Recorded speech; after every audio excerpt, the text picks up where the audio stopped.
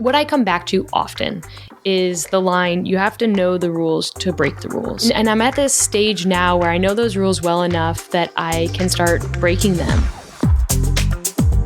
This is the Techsploder Podcast, conversations with tech professionals about being human in a binary world. Episode 23, Becca Farsace. Techsploder is made possible by the financial support of our patrons like Jesse. If you like what you hear, head on over to patreon.com/Jason Howell to support the show directly, and thank you for making independent podcasting possible. Hello and welcome to the Techsploder Podcast. I'm Jason Howell and Happy New Year. It is 2025. We're starting the new year strong with an amazing guest on the podcast. I am super thrilled to welcome Becca Farsace to the show. Of course, Becca does correct me in this episode, as you will soon hear. It says, just Becca. Nonetheless, Becca is an Emmy and Webby award-winning creator and videographer. Recently got a bunch of attention in the TechTube space when she left her position as senior video producer at The Verge. If you're following The Verge the last handful of years, you almost certainly saw her work, both her work behind the camera as well as eventually, right around pandemic time and onward, in front of the camera. And she's now moved on from The Verge to pursue an independent career. Becca has a sharp expertise in camera technology. She has an innate gift of connecting with the audience in a truly authentic way. At least that's my perspective on Becca. It's one of the things that I really love about her videos. Becca now runs her own YouTube channel where she produces in-depth tech reviews and vlogs. She's truly a unique creator, and I'm just grateful to have the time to talk with her. So let's get right into it. My conversation with Becca. Hi, Becca Farsace. It's so nice to meet you. Hello, Jason. It's amazing. I'm super thrilled about this because I've been a big fan of following your work at The Verge and kind of watching. Thank you. I hate to use the term, but watching your star rise. But that's kind of what's happened. You went from behind the camera and then you kind of emerged and became a video star, I'd say, at The Verge. And now you're independent and you're making it work. That's really high praise. Thank you so much. I'm just Becca, and I'm just stoked to be here. So thank you so much for having me. But yeah, it's been quite a journey. I definitely can agree with you on that. Yeah. Well, one thing that I like to start this show usually. Okay, I've only had 20 some odd episodes of this show, but I'm always inviting people that I highly respect on this show because I feel like we all work in the world of technology, even though our stories are different. There's a lot of similarity in how we became who we are, and often that ties into our passion around technology. And so I always like to start the show by pouring a little praise on people because I have been following you for a while.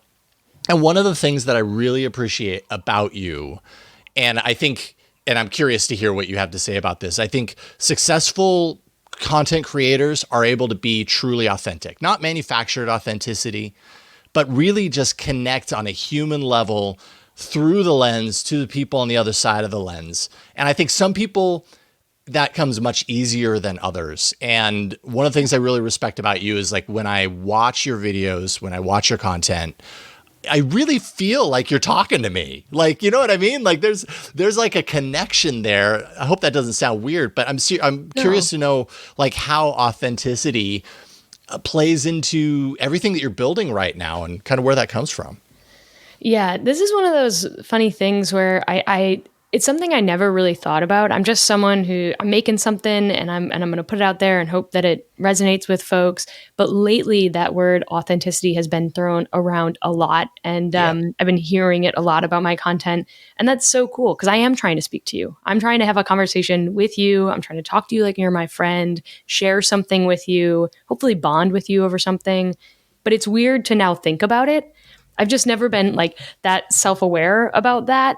And so I've been thinking about it more and I've been conscious more, but I hope that it doesn't change anything by me knowing about it. Well, I think probably at the core, it sounds like, and correct me if I'm wrong, this what we see in the content that you're creating and the person who you are in front of the camera and you being so comfortable being you in front of the camera, which is not a skill that everybody has. Maybe you could learn it, but it seems to come naturally for you, is just a reflection of who you are. Like, it's not, like I said, it's not a matter of manufacturing authenticity, or I'm going to try really hard today to be authentic. It's just kind of a part of the person that is Becca, would be my guess anyways. Yeah, totally. And I think you touch on something. I'm very lucky that I am so comfortable in front of camera. I don't really even think about being in front of camera. And I touch on this in the video I made about the iPod Nano's camera. I've just been using video cameras for my whole life. And so it's very natural for me to just look into a lens and talk to it. So if anyone wants to get better at doing that, just start and don't stop. And it's just one of those things that you just have to take time to learn and to do and to get comfortable doing. And I've done that. Yeah. A lot of it hasn't been on YouTube, which is a benefit. But yeah, I think that's how I got here. Yeah, it's interesting because, like, I have two daughters, 14-year-old, almost 15, and then 11, and I see their interaction and exposure to things like YouTube, and of course my older daughter, she's now watching TikTok and some of the content there, and it occurs to me that the generation that's coming up right now has a certain skill set around talking into a lens and talking into a camera. Yes. That is just inherent on the generation. Whereas it sounds like, and we'll definitely talk about it, you had from a young age exposure, but it wasn't part of like the air that you breathe the way it is now. And definitely, yes, I have a very similar childhood too, these big chunky camcorders, but oh my God, it was the best thing in the world that we had a camcorder in the house, because I could make movies, and I had a desire. It wasn't part of the oxygen in the air. 100%. It is going to be interesting in like 10 years what YouTube looks like and how many people, like, that whole being comfortable in front of camera idea, is that going to like go away? I'm sure it'll never go away, but definitely won't be as prominent. But quick question, when did you decide to allow like your daughter to watch TikTok? I don't have kids. And this fascinates me, like the decision of like, when do you give a kid a phone now? That's a really challenging question to answer, because I'd say, because I find myself torn as a fan of technology since I was a kid. I had exposure to technology when I was a kid, so I don't want to deprive our kids of that. At the same time, that's balanced with the fact that there are a lot of like not so great things about early exposure to social media and stuff. So I guess the short answer to your question is, within the last, I'd say, year and a half, 2 years, we've started to kind of allow little bits here and there. And at this point, at this point with my 14-year-old daughter, the wheels are off. You know what I mean? Yeah, it's got to be a very slippery slope. Well, it is a very slippery slope, and it's really hard to like put that genie back in the bottle. It's also hard because no, and it doesn't. So then it's a matter of, okay, do I feel comfortable with kind of the level or what we're seeing? Thankfully she's incredibly kind of communicative around what she sees, and we talk about it a lot and everything. Try and keep the lines of communication open there so that she isn't led down a path that could be dangerous or whatever. But it's a real challenge. As a technology lover, it's a real challenge because I'm constantly torn between the two sides. I don't know the right answer for that. Yeah, I don't think anyone does, but I love to ask. It just fascinates me. Yeah. Like I don't know, when my first cell phone was a flip phone that was black and white. There wasn't, do you know what brand or like with a make and model? Like what was it? I'm curious. It had to be like a Motorola or Nokia, right? Like it had to be. Yeah. I do have an early, like my first like smarter phone. Hold on, let me get it. Okay. I love it. Yes, please. I've got all my like early stuff on the bookshelf behind me, and I'm constantly given the opportunity to like pick through it and pull things out. I love that. Oh my God, I'm messing up my set too. Oh no, my set's falling over. Thank you for messing up your set for Yes, for the show. It is an LG Verizon branded. Yes. What is this thing now? And so, let me see here. Is that the chocolate? And does it open up to a keyboard? It's not the chocolate. No. I used to have that phone. What is that? LG Envy? Is that the Envy? Is it an Envy? It actually does not say the name. but I Let's see loved here. this thing. And No, I did have the MV. Yeah, no, this is different. That's different. I mean, if you think about like I found this a month ago, and if you think about this, it's like this is coming back, except these are two screens. You know, Yeah. like this is just a fold. But I loved this thing, and I tried to like type on the keyboard, and I used to think I was so fast. And Yeah. I'm so slow and so not accurate. Like I have forgotten the chiclet keys. Yeah, let me see if I the can do some. tactile approach. Oh, listen to that. Oh my God, it's so good. Now, is the front of that, is it a touchscreen, or if it was Yes. working? Yes, it was, 'cause I remember it's definitely sliding. not the Envy. Mhm.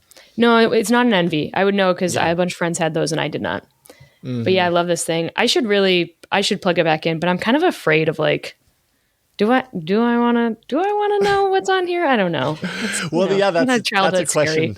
That's certainly a question, because like I have just a whole host, of the last decade and a half of smartphones and phones. Half of them, when I boot them up, I can't get into them because they're protected by a PIN code that I no longer know. Yes. I don't Like, think well, this had a PIN code. gone. Yeah, no, that was probably before the time that we cared about security and all that Yeah. the way we do now. Are folks mostly listening to this? Should I describe this phone? Sure, you can describe it. Yeah, I'd say the majority probably listens, but Okay. Well, it's imagine I a really Z. want to know. I know. Imagine. Well, here there is like a serial number on the back. I'm just gonna type this in. I am holding an LG Envy Touch. Okay. Wow, NVENV. I didn't realize that's how it was spelled.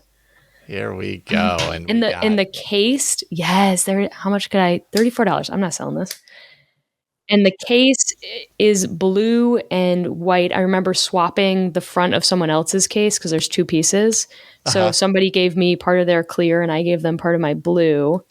And we swapped part of our cases. And then I used glittery nail polish to decorate the back with a Key West sticker because we had gone to Key West that year, I believe. And it has a 3.2 megapixel camera, which is probably incredible. Hot. Yeah. There's probably some really high quality pictures on that phone. And to be clear, this was not my first phone. It just was like my first like flip, like, how do you describe, because there's other flip phones, my first like full keyboard phone. That's a good way of saying it. Mm-hmm. I think probably the chocolate or no. Yeah, I can't even remember at this point. I've lost track of all the pre-smartphone phones that I had, and I definitely didn't keep any of them. Why? I have no idea. At this point, I really wish that I had, just to like know that I have them, but it's a bummer. Yeah. It is, but at the same point, I'm like afraid to turn this on. So is it that much of a bummer? I don't know. I was like look at it, I was like remember, in ninth grade with this thing. My first crush. Like there's like text to my first crush on here. Yeah, I was going to say that's a time period that maybe you don't want to relive, actually, in hindsight. Cringy.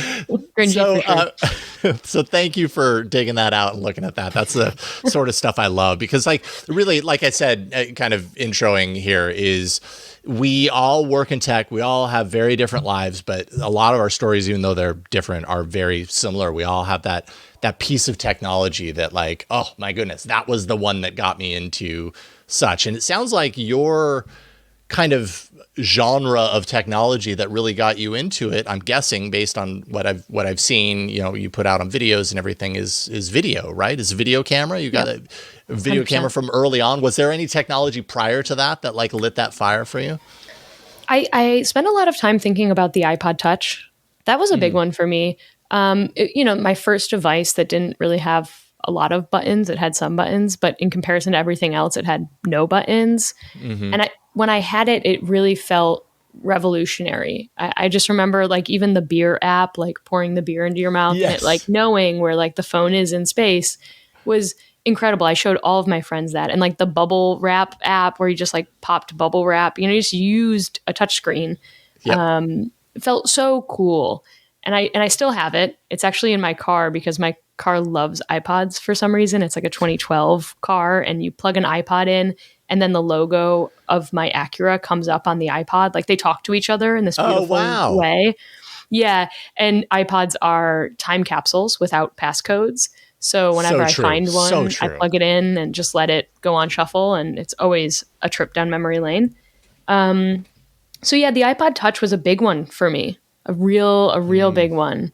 But other than that, you're right. It was mostly cameras. I started collecting cameras at a really young age. I have so many old and new cameras, and I just love to play with them and capturing the moment. I'm a visual learner, and that's how I learned. I communicated with folks. How I learned things was all through video. So that's always been my core. So like hearing you talk about kind of your early fascination with video cameras, like I only have my own story around video cameras, which was that my parents got the big, huge, chunky, camcorder, and I spent years after that just inviting friends over or taking the camcorder to my friend's house and making movies. And I've got a whole arsenal of video cassettes that are just super cringy, and no one will probably ever see them, but they mean a lot to me. Like, what was when you had these cameras, like what were you doing with them? Like, is there an analog, is there a direct line that you can draw between the types of videos you were doing there and the types of videos that you're so good at doing now? Yeah, thank you. You're really going to make me reflect, which is good. I don't do this enough, so a lot of this is definitely off the cuff.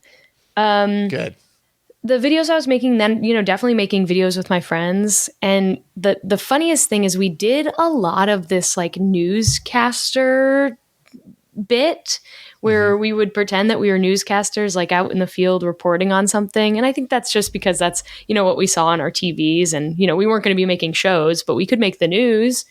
So we did a lot of that. And I often think about that, and what I do now is a lot of reporting. Like I'm out talking to people, or I'm sitting in front of a camera telling folks about something. And so there's definitely a parallel there. But I think the largest parallel is just the ability to have like fun and play in front of a camera. And I definitely still do that now. Every time I sit down in front of a camera, it feels like playing and showing off all my toys that I get to use and what I like about them, and how can I use this camera to show that in a more fun way. So that's definitely a parallel, and it still is so fun to me. Like, even I'm working on a video right now that will probably be out when this comes out. When does this come out? It's kind of fluid, but I was hoping by the end of the week I'll have it out. So this would be great. Somewhere around January 2nd-ish, 2nd, 3rd, somewhere around there. Okay, this podcast might beat my video out, but my next video is about the DJI Osmo Pocket 3, which you were talking about earlier. Love it. Right there? Is it right there? Oh, yes, it is right here.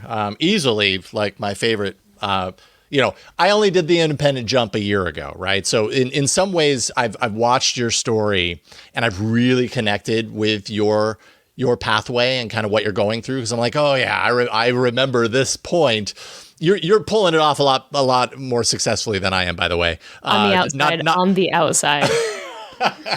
not to compare, but we could talk about that. But anyways, I've been doing some reflecting, and DJI Osmo Pocket 3 easily like the best, I'd say, a most immediate, impactful piece of technology that I bought this year. Like the second I saw this I was at a Google event, and a friend, Tim Schofield, had it, and I was like, ooh, what the heck is that? And the second I got it, I immediately found ways to use it, and I love it. It's so easy. It's so good. The quality is good enough. I don't know. What do you think about it? I agree with you 100%. What I'm trying to examine in my video is this camera worth its hype on like the grand scale, or is it only good for creators? And is that why it's so popular? And so in the video, I kind of examine this idea of like the effect that reviews have, and how this camera is great. I love this camera, but how I live in my own bubble, and I don't know if it's good for my mom. And so that's kind of what the video is about. That's a really great question. Because even I, as someone who is looking for opportunities to create, like I still have that like pang of too much self-awareness if I go to a restaurant and I pull out an Osmo Pocket 3 and I'm like, I'm going to talk to this thing for this video I'm working on. Like some people make that look real easy, and I become really self-aware, and so it's hard for me. So even from that perspective, I pull this out, and I actually had this kind of experience recently where I was like does me holding this immediately draw attention to me? And maybe that's kind of part of what you're talking about. Would your mom pull out an Osmo Pocket 3 and use it? She might feel resistance because it looks nothing like a smartphone, which is what everybody's actually used to seeing. Will she know how to use it? You know, my mom grew up in an age before smartphones. She actually knows a camera decently well, but that doesn't look like a camera, and it doesn't look like a smartphone either. So I'm trying to answer that question. A fun anecdote to the filming yourself in public, just a quick story. When I did a video all about iJustine, and while I was doing that video, I was watching it's impossible to watch all of her videos, but as many videos as I possibly could. And when she started vlogging, she would do this thing where she would put a phone up to her ear. So it looked like she was talking on the phone and not just talking to a camera. And I think of that all the time. Oh. It's a very funny hack that she had for making herself feel more comfortable, I think, and looking more normal, talking to nobody. That's brilliant. It's just funny. A funny story. It's kind of a signature. It's kind of a signature, right? That's amazing. I mean, she is a I don't know what you want to call it, trendsetter, game changer for, everything. She paved a lot of pathways for folks who are doing the creator thing in the kind of modern era of being a creator. Yeah, that video was great. Yeah. And actually, I want to ask you about that because this is one question that I had when you were creating that. Because was that not your last video at The Verge? It's my last video at The Verge. Yeah. Okay. So you're doing the iJustine video, and this is about a creator who really has created so much for the world of creators, stuck the landing, by all accounts, super successful, and just kind of an icon in what we all do. And you're producing this video. Does The Verge already, if you don't mind me asking, does The Verge already know that you're planning to step away? No, I think at the tail end of that video they did. I gave them a 2 weeks. Yeah. I knew. You knew. So that I guess is my question. You're doing this video about this icon, and really this is kind of like the best possible outcome scenario for you as a soon to be independent creator. What was that like? That seems like a really unique position to be in. Yeah, there's so much to say about this moment. I launched my creator series at The Verge in the last spring. And at that time, I had a pretty good idea of what I wanted to do with my career. And so it kind of worked out so well that I got to go make these videos about creators and do this really in-depth research for both other people, but for me. For you too, yeah. But being with iJustine Justine, she's an incredibly nice human being, and she was so giving with her time. It was amazing, and it was such a confidence boost in a way, because to watch someone else do what you want to do and see that there is a path. And I'm not going to be iJustine. I mean, there's no way. It's impossible. Nobody can be iJustine except Justine. But it was really great to be with her and to know that this is possible, especially for a female identifying person like myself in a very male dominated space. It was great. And it was really cool to be able to ask questions that were a bit personal for me, to get those answers right from someone like her was incredible. So an amazing experience. That right there is part of the reason why I love doing this podcast, because I get to talk to you. I have the opportunity, this gateway to invite people who I highly respect and who are doing things that I look up to and want to learn from and grow from, and talk, with folks. Exactly. It's amazing. It's amazing. I call it, I was also doing a lot of career interviews is what I would call it, where I would just call people that I admired, and just ask them a ton of questions. And that's something that anybody could do. Everybody should be doing it. Just go ask people questions. And I found that most folks are really excited to talk about themselves, and answer these sorts of questions. So send the cold emails, slide into someone's DMs.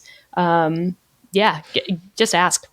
I mean, that's kind of the beauty of where we're at right now with media in general. And I hate to use the term fame, being famous or whatever, but it wasn't that long ago that fame was defined by something like Hollywood or the major, music artists out there, and their globe globe traveling tours and all these things that feel, as I'm having a hard time finding the words for them, feel very out there and not connected or not close, not achievable, attainable, or touchable or reachable. And it seems like right now there's so much more connection. There's so much more ability to actually send, like you said, send that cold email to that person that you respect. And, you're highly likely that they're probably going to, at the very least, respond or acknowledge. But at the most, you might actually get the thing that you're looking to get, which is advice or whatever that may be. That's pretty amazing. That's one of the things that I love about, working a podcast for as long as I have. It's a two-way street. It's not just a one-way street. Yeah. I used to read a lot of this zine called To Brooklyn and Mars. To Brooklyn to Mars from Brooklyn, to Brooklyn from Mars, something like that. And it was just full of like advice. And one of them was, do the thing, like send the email, send the DM, call the credit card company and ask them to forgive your debt. If you do that 100 times and your success rate is 5%, you've still gotten 5 of the things you want. Yeah. And so when you break it down like that, that's what pushes me sometimes to reach out and do the scary thing. Mm-hmm. Well, the scary thing, yes. And I have to imagine you're swimming in the pool of scary thing waters right How'd now, you know? which is, I mean, I know through my own experience, this past year has been nothing but scary things. I like you, I worked for a machine. Actually, I'm really curious to hear what you think about this. I worked for Twit. And it was a full podcast studio with producers, with editors, with marketing team, with all this stuff. And I was allowed to just do what I do, which is produce, write, host, find neat things to talk about or review or whatever, and focus on that. And then when you go independent, suddenly you are the master of all things. And I think Marquez Brownlee has the octopus analogy, which is, each arm of the octopus belongs to a certain person, but when you're a creator, you are all arms, and hopefully you get to a point to where you can kind of detach that arm and give that to that person. And I'm curious, coming from The Verge, there has to be some similarity here. You had a full team. Now you're independent. Like, what is the experience like by comparison? And how are those octopus arms doing for you? They're doing all right. I very much went into this like knowing that I couldn't do too much at once. So my big focus was YouTube. Like, let me get YouTube going. Let me get to 100K subscribers. Let me get a good flow. Let me get better at making these videos top to bottom with absolutely no help, no one reading scripts. And then also let me get kind of the advertising revenue going there. And I've done that, which is in the amount of times that in the amount of time that I did that, I feel great about it. You should. That was amazing. It was amazing to watch, having come from the experience where I feel like I'm fighting to get those subscribers. I mean, we're all fighting on our own level. But it was really inspiring to watch your jump. Thank you. Yeah. And I had 7 years of being on camera at The Verge to take with me. So, some of that was, I had been building that for a long time. So that was like, I knew that I could only do so much. And so I really focused on that. And my next arm was to get Patreon going. I wanted to start building a community that was like tight knit, and was a little bit more involved in my world and seeing more of my day to day. And that's been going well. I think there's changes coming to that space because I've built it and now I'm learning what folks actually want to see from me. And I hope to do more of that in the coming year. And then my next big stage is to get more social channels going. I barely touch social. I post to Instagram stories every day, or at least I try to when I'm working. And that's been really good. I am building some sort of community there, but I want to start producing content for that space. So I have some ideas, and that's going to be probably like a Q2 project. But yeah, that and getting merch going as well, just because I want t-shirts and stuff because I love that stuff. So that's it's kind of a personal thing, but that's coming. My big goal though is that, I don't know, this may sound crazy, but I can't wait to hire my boss. I can't wait to hire somebody to manage me. I'm a terrible manager of other people, but I'm a really terrible manager of my own time. And I'm very excited to, yeah, I feel like it's the creative, problem. Like I'm good at making stuff. I'm not good at managing. And so I'm really excited to bring someone in who can kind of see the bigger picture, make sure the train is heading in the right direction, and allow me to just focus on making stuff. So that's another huge goal for next year for me. Having some sort or form of collaborator. Yeah, this is you're touching on something that's been a real not a struggle, but it took me a while to really get a sense of it for myself, which is it's so easy in what we're both doing, independent obviously of each other, but we're both doing for our business. It's so easy to fall into the I do everything, therefore I am alone in all of this, and I am in charge of all things. So I just have to focus, and I have to follow my, my gut instinct and my heart, and do what I know is right for my business. But man, that external kind of perspective that can be pulled in through bringing in a trusted partner, at least, but like you're talking about, someone who can really kind of come in and take an overall look of the direction of everything and your stated goals, and be able to say, all right, how are we working towards your goal here? Have you thought about this? It's really invaluable to have at least a couple of people that you can talk to about this stuff, for sure. 100%. And I do have those people in my life, and I use them.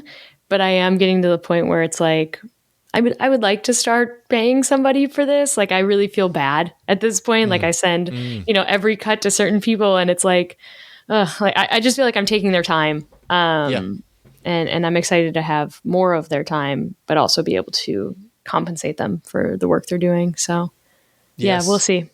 Yeah, I like existing 100%. On like the week to week level. Like I really thrive. Like Monday I start making a video and Friday I publish it. And like that, I love that grind. I love being creative on the fly. I hate storyboards. And so that's where I want to live. But when you own your own business and you're like running your own channel, you can't just live week to week. It's, you got to have a bigger picture. So. Yeah. It's interesting that you said that about storyboards, because when I watch your content, it almost feels like there was a storyboard. Like you're very good at kind of chapterizing and having the little breakaways that are like the little mini montage that leads into this next point. I mean, the structure of your videos, I'm really, I'm a huge fan of how you do that. And I've definitely taken some inspiration from that for my own work, because my brain doesn't work like that all the time. Yeah. It's funny. I've been thinking a lot about creativity as well. What I come back to often is the line, you have to know the rules to break the rules. And at The Verge, I learned the rules. Like, here's how you start a video. Here's how you bridge it to this next thought. Here's how you end it and leave the audience something. And I'm at this stage now where I know those rules well enough that I can start breaking them and just kind of living on the edge a little bit more, going out and just vlogging, like filming as I'm going is something I'm working hard on getting better at right now. And I'm blessed that since I own my projects from beginning to end, the vision can be all up in my head, and my videos are just like my brain spilling out of my ears into Adobe Premiere, really. And I'm lucky about that. And I'm glad that it's working. because I'm really just having fun right now. Is there an aspect of what you're doing right now, touching back on the Octopus Arms, is there an aspect of it that you're like, oh, I hate that arm? Yes. So, many things. Thumbnails, titles and thumbnails. I think about them a lot, obviously, and I change my titles and thumbnails, and I try to work at them. And I'm getting so much better at Photoshop, much better. And Photoshop 2025 is incredible. Oh my gosh, it's so much easier than everything that came before it. But I can't wait to give that up. You can have anybody, you can have it. That's a big one. The other thing is, I like emails. I like talking to people. I love filming and editing. Yeah, I like scripting. I really enjoy so much of the process. And what I was trying to get at earlier is that, even there's some days like Monday, I took a lot of last week off, and yesterday I came back into my office and I was really struggling, and I was like, I just can't get through this. And then I remembered, wait, I love to do this. This is so much fun. This is such a privilege. And then it just flowed out of me again. And I don't know when that, well will dry up, but for now, that's really carrying me far. Yeah. Yeah. I can definitely identify with the kind of motivation that comes out of spontaneity and that kind of deep creative layer that drives a lot of my decisions. It sounds like you're the same. And yet sometimes I can be led astray by that because like this week in particular, I think I have like 3 videos that I'm working on simultaneously, which is nuts. Oof. But it's only because I'm tired for you. Yeah, well, yes, and then we've got, we were talking before we started recording, got the Consumer Electronics Show next week, and and I often jostle between what I know I really need to be doing right now. Yep. I need to focus on that video, or I need to focus on this planning or whatever, versus what I really want to do. I really want to shoot that B-roll, or I really want to pull out that piece of technology and get more familiar with it. And that's and that's it's like that creative spontaneity layer can be a total gift. It can also be kind of a detriment at times. I've learned how to make it work for myself. I would say within the last month, I've really tried to be more aware of how I work. And I am someone who, I've was diagnosed with ADD at a very young age. And I know that I only have so much like span of time before I'm going to want to do something else. Okay, if I know that, how can I make that work for me? And so what I'll do is if I see myself start to get distracted and like go on YouTube, that's not something I need to work on. But okay, I'm seeing that I want to go do something else. Here's a list of other things I need to work on. I'm going to give myself an hour and go work on this other thing. And then I find that when I come back to the project that I need to get done the most, I'm way more refreshed and ready to jump in. Is it the best way of doing this? Probably not. But I found that it actually helps me so much in getting done when I need to. Like, I want to take a break, let myself take the break. But let me go do something that also is benefiting my time. That's amazing. I only recently, I was looking into ADHD diagnosis for my younger daughter. And as I was doing that, I was like, holy moly, this is really answering a lot of questions. And the further down that wormhole I went, the more I realized like, this works for me too, and got diagnosed and everything. And knowing about that, it's so interesting hearing you say that, like knowing that has been very eye-opening and very kind of confirming, like, okay, all right, this really explains a lot. I feel a lot better now. Yes. But I've had to really learn new tools, new ways to keep myself focused. Not to mention, I told you right before we started recording, like this studio downstairs, there's no door here.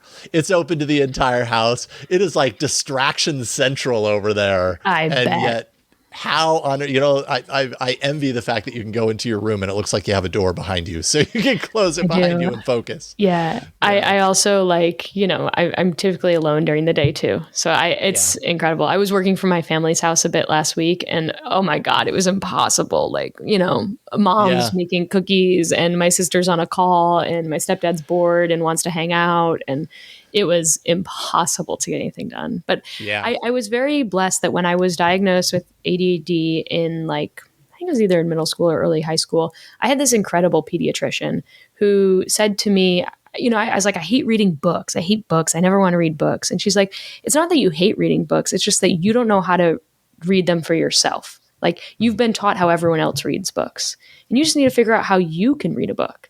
And that's how I've approached my life at large. And it works real well. You just have to adapt, figure out how you can get the most done for yourself with what you're given. Yeah, indeed. Indeed. Well, you've got a lot of gifts to share. We all do. And Yeah. being able to find out how to share that is a real gift in and of Huge. itself. When you were at The Verge and kind of Yeah. early on in The Verge, I mean, it really seems when I'm looking back at kind of like your time at The Verge, it seems like you started behind the camera and Yep. eventually worked your way. I don't know if you did it intentionally or if it was put upon you like, hey, why don't you do this video or whatever? But did you anticipate that transition? Was that something that you kind of hoped would happen? Or how did that all work out for you? No, I've been very blessed in my life that, and I think a lot of it is just intuition. Like I just let my gut guide me. But I feel like post college or even pre college, I just like jumped into the river of life and let it take me. And I've been really, really blessed with all of the places that it has. And The Verge, I didn't expect to be on camera. My goal at getting hired at The Verge was to make videos. I just wanted to make stuff because previously I was servicing camera gear and I was giving the gear to everyone to make stuff. And I was so jealous of them. I was like, I want to use the gear. I don't want to service the gear. And so my goal was just to make stuff.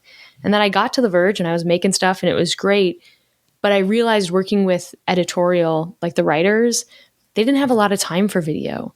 And I was often, projects were put on hold because they had meetings or they had to pick up something else or, a doctor's appointment, whatever it was. And I just got frustrated by that. So I thought, I guess I'll just start being in the videos. Then the only person holding them up is me.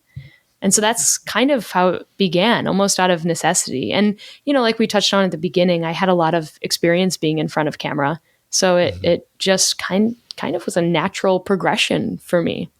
Yeah. Did that take and it's them by so surprise? cool. Isn't that so cool? I love Like, it. what the I heck? love it.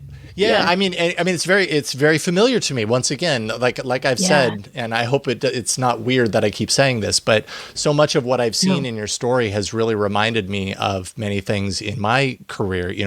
Prior to Twit, I worked at CNET.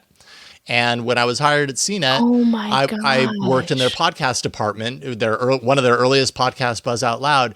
And through that, I was an engineer behind the mic at the board while the hosts, Tom and Molly, did the show, and sometimes Veronica. And then eventually it was like, why don't you go ahead and turn the mic on and start talking? And it's just interesting to me that Yes. this is how people in front of the camera, in front of the microphone, this is often, or often enough to notice it, how people kind of make their way onto the other side. And it's always fascinating to me to hear how that story plays out for other people. Yeah, I've been thinking a lot about too the question of how to start a YouTube channel in 2025. And I should really just make this a video. Go find someone to pay you to do it. Like go find the CNET, find The Verge, find somebody who needs somebody and learn how to do it there and then make your jump. And you might find out that actually you were going to be an audio engineer all along. The opposite.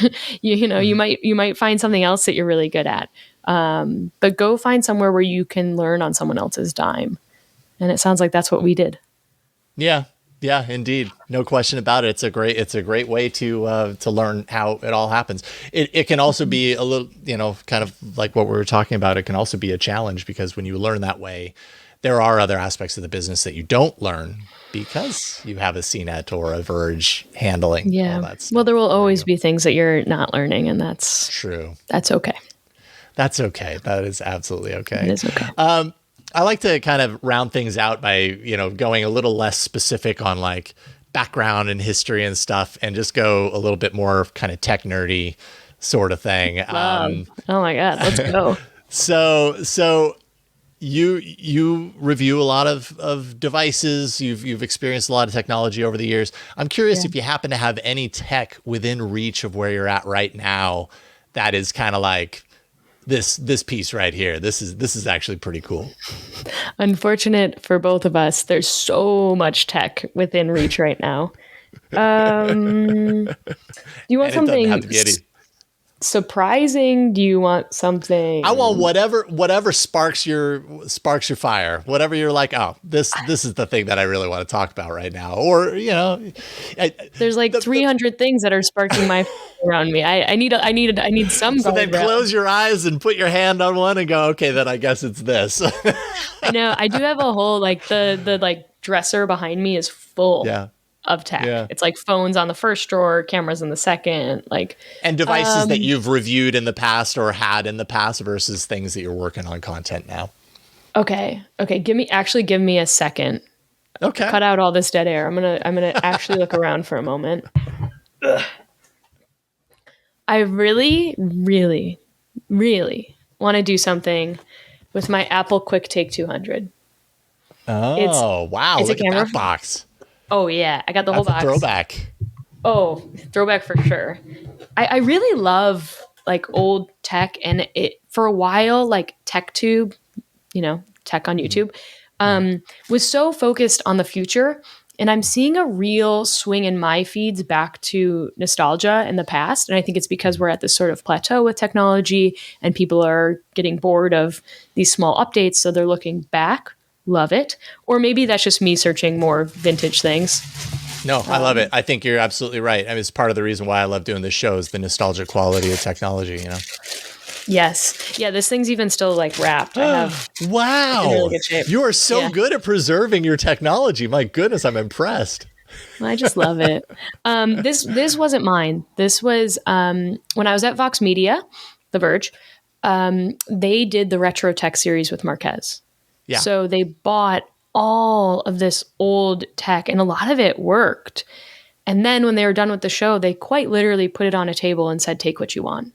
Yeah, and I know that move.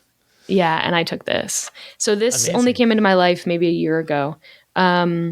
It's fascinating to me because everyone's like, "I wish Apple would make a camera, like detached from the iPhone."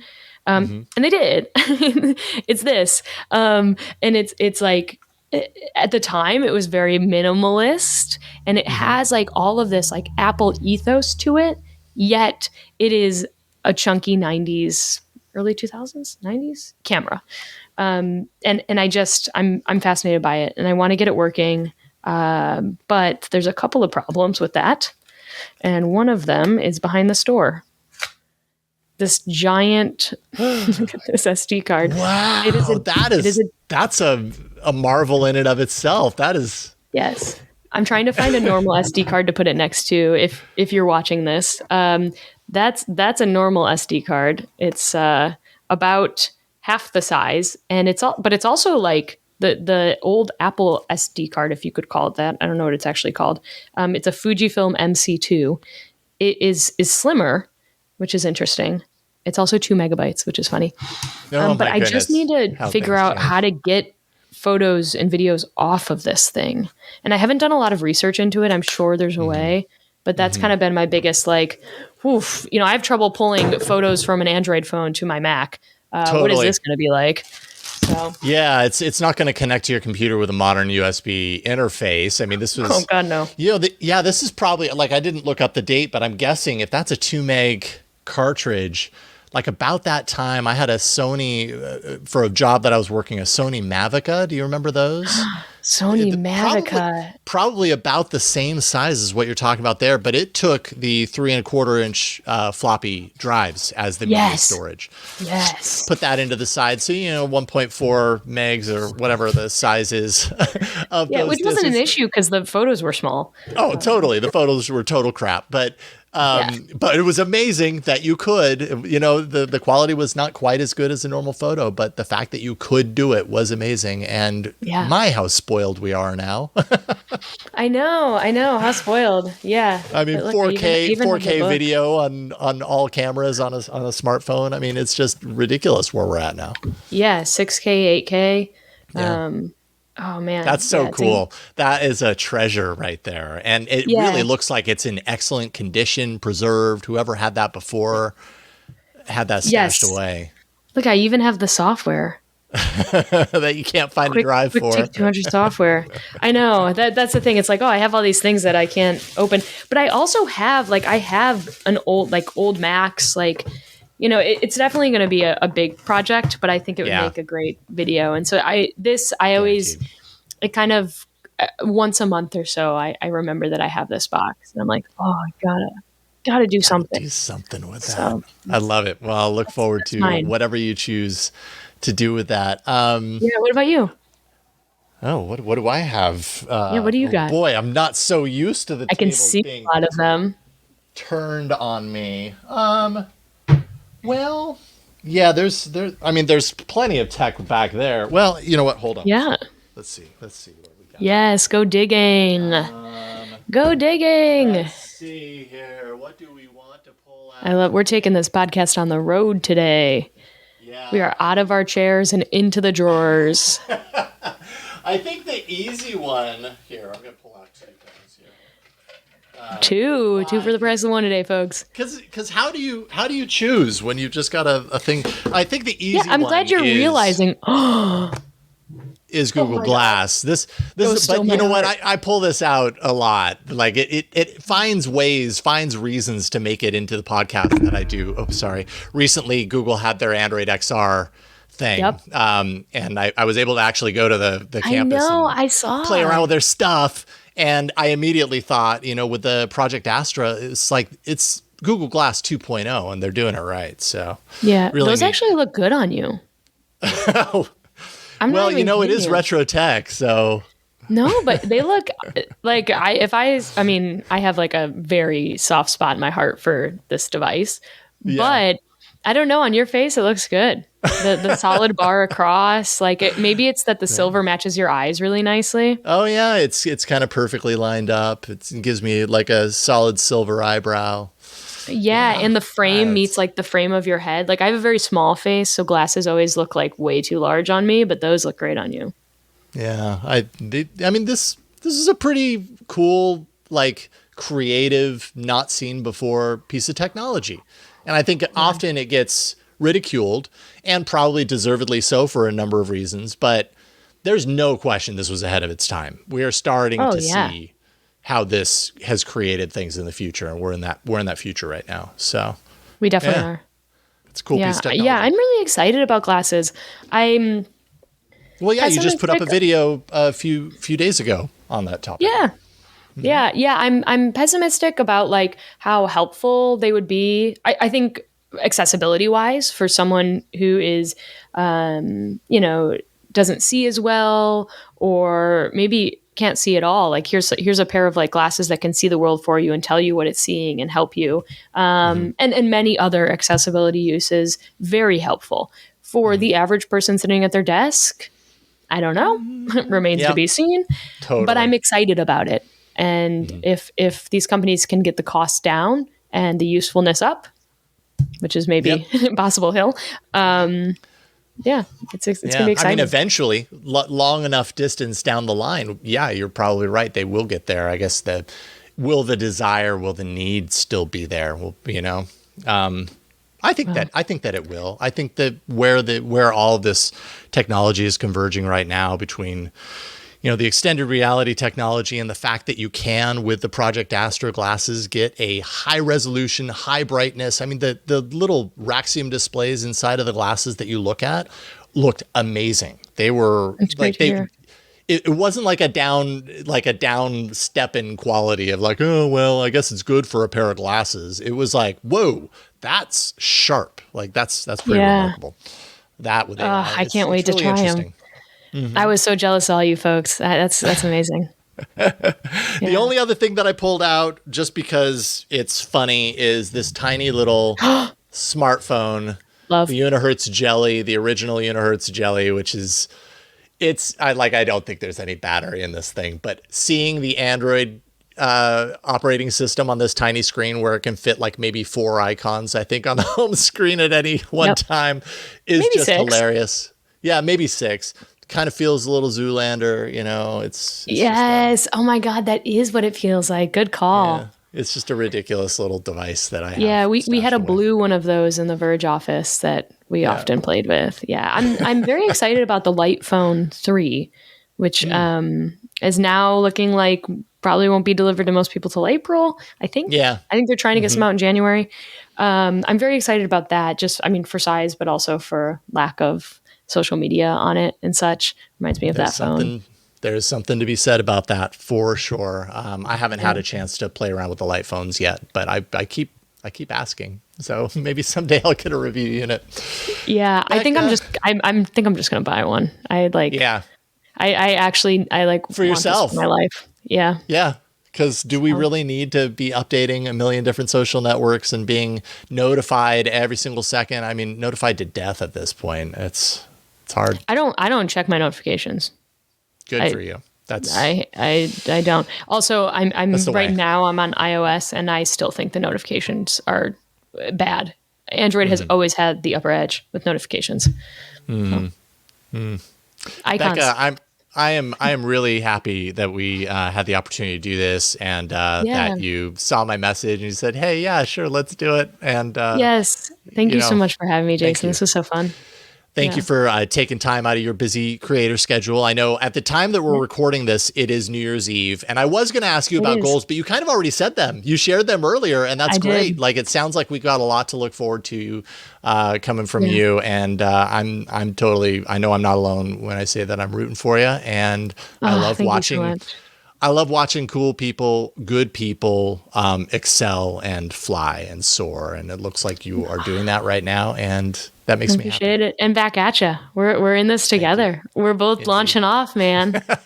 And isn't that exciting? Oh my God. I said the other day, I understand why there's like people who are like serial business openers, because it is so addicting to start something new and just like be there for the beginnings. Like it is like the analogy I'm using is it felt like I was like a plane taking off, and like it's so the fast runway into the air is so fun, and now I'm at the spot where it's like turbulence is starting to set in and it's not as fun, but it is still fun. You've got those moments where those kind of takeoff moments where the high velocity and you're like, oh, this is exciting, and then every once in a while you hit that plateau.